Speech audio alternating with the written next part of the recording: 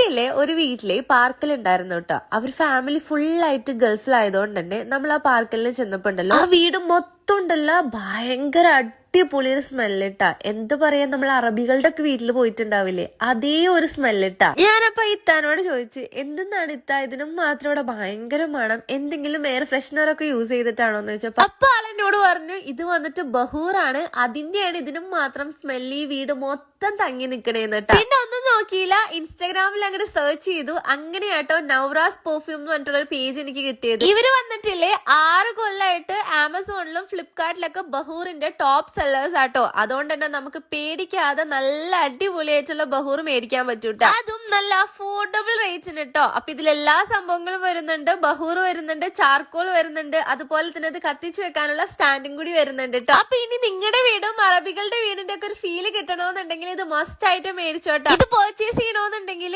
Account ഒന്ന് follow ചെയ്തിട്ട് phone number എന്ന് പറഞ്ഞ് കമന്റ് ചെയ്താൽ മതി കേട്ടോ.